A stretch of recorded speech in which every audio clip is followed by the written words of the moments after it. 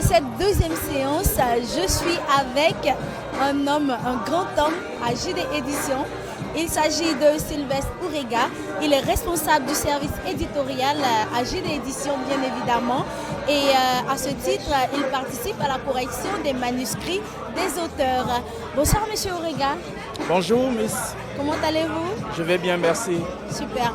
Nous sommes déjà ravis, très ravis à JD Éditions, magazine et télé, de vous recevoir ici pour ce petit échange avec vous. Merci de me donner l'opportunité de m'exprimer. Merci. Alors, pour cette 13e édition du Salon international du livre, déjà nous avons vu l'immensité de votre talent, de votre personnalité. Nous savons déjà que vous n'êtes pas à votre premier SILA, n'est-ce pas? Oui. D'accord. Et qu'est-ce que vous pensez de cette édition du SILA? Ben, comme les autres précédentes éditions, c'est un SILA qui est organisé pour attirer le maximum de personnes. Mais pour cette édition, l'affluence, selon moi, Oui. n'est pas au rendez-vous parce qu'on est déjà à l'avant-dernier jour. Oui. Et le bilan partiel que je fais, c'est que ce n'est pas l'affluence des grands SILA que nous avons connus. D'accord. Il y a donc, selon vous, moins d'affluence que les années précédentes, Exactement. que les 12 éditions précédentes. Oui. D'accord. Et on sait que vous êtes auteur aussi, En effet. en plus de vos fonctions à JD Éditions. Et combien d'œuvres avez-vous publiées au total? Au total, 6 œuvres. D'accord. Et à JD Éditions, j'en ai publié 3. Vous avez déjà publié 3 œuvres avec JD Éditions. Déjà, nous avons, on va dire, les 3 œuvres de JD Éditions qui sont là. On va les présenter à la caméra. Il y a d'abord Balthazar. Balthazar, oui. Chihuahua courageux. Oui, le Chihuahua courageux, effectivement. Il y a les années collège. Peut-être un petit souvenir. Oui. Des années collège, et il y a aussi la maison de Rastus, la souris. Alors, des 3 œuvres, nous allons parler de laquelle? De la dernière parution, c'est-à-dire mon œuvre de la maison de Rastus, la souris, qui est une littérature enfantine. Oui, la maison de Rastus, la souris. Voilà.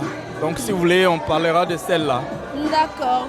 Et voilà, qu'est-ce qui vous a inspiré à écrire cette œuvre de littérature enfantine? Je suis un pédagogue de formation et les jeunes, c'est-à-dire les enfants plus particulièrement, ont besoin de s'initier à la lecture.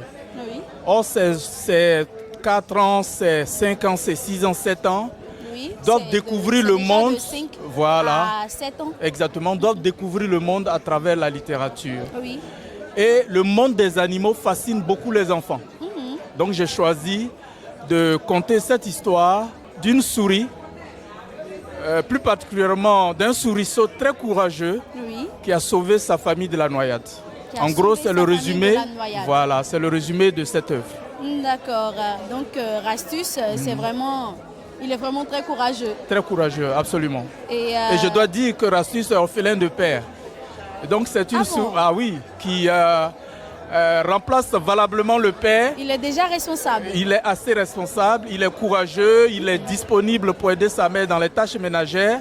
Et ça, c'est un modèle à travers l'exemple d'une souris. Oui. Alors je suis en train d'enseigner un modèle aux enfants de cet âge, d'être disponibles, d'être toujours préoccupés par le bien-être de leurs parents, la mère ou le père, savoir ranger leur chambre, savoir passer un coup de balai, etc. C'est très important pour leur formation. D'être déjà responsable. Absolument, absolument. D'accord. Alors c'est plein de conseils, hein, de bons exemples. Oui. Ça fait plaisir vraiment. Et puis dès ce bas âge, il faut vraiment que les enfants apprennent toutes ces valeurs. Exactement. Vous aviez dit plus tôt qu'il y a moins d'affluence par rapport aux autres années. Oui. Mais est-ce que ces 3 œuvres, vous avez pu les vendre? Au stand de JD Éditions, c'est l'exception. Oui. C'est un stand qui attire du monde. Donc nous n'avons pas de problème de vente. Mais je parle de mon observation générale du SILA dans son ensemble. Sinon, le stand de JD fonctionne correctement et peut-être, on dira même mieux que les années précédentes. Oui, le stand de JD fonctionne effectivement beaucoup mieux. Oui. Alors, j'ai bien envie de savoir, parmi ces 3 œuvres, laquelle est votre best-seller? Bon, actuellement, un petit bilan. Les années collège, qui était une œuvre au programme, c'est forcément un best-seller. Parce que l'œuvre est au programme. Non, ici au stand de JD. Au centre, non, je ne peux pas encore le dire parce que je n'ai pas le point de la comptabilité. D'accord, mais par rapport aux œuvres que vous avez signées... Oui, celle que j'ai le plus signée, c'est Balthazar Chihuahua Courageux. Oui, Balthazar Chihuahua Courageux. Voilà. Et c'est bien d'avoir du courage. Oui. Oui, comme moi, je suis assise en face d'une grande personnalité que j'interviewe. C'est du courage aussi. Exactement. D'accord. Alors, on va juste terminer avec un petit message. Peut-être que vous voulez lancer à la population, aux jeunes ou même aux organisateurs du SILA 13. Oui, bon, les organisateurs du SILA, ils ont leur propre calendrier, ils ont leurs objectifs. Ils fonctionnent en fonction de leurs objectifs, mais parfois aussi des moyens qui sont à leur disposition. Moi, ce que je voudrais viser, c'est le public, les parents. Il faut déjà initier leurs jeunes enfants à la lecture en les envoyant au SILA. Et ça fait plaisir de voir que les 50% des visiteurs de ce salon, ce sont les jeunes enfants dont certains sont même au préscolaire. Et ça, c'est une très bonne initiative des établissements scolaires qu'il faut encourager, qu'il faut féliciter. D'accord. Merci, Monsieur Orega Sylvestre. Je rappelle que vous êtes responsable du service éditorial à JD Éditions. Vous êtes à ce titre un des correcteurs des manuscrits des auteurs. Et à côté de ça, vous êtes auteur de 6 œuvres, dont 3 parues aux éditions JD Éditions. Merci, monsieur. C'est moi qui vous remercie. À très vite pour une autre personnalité.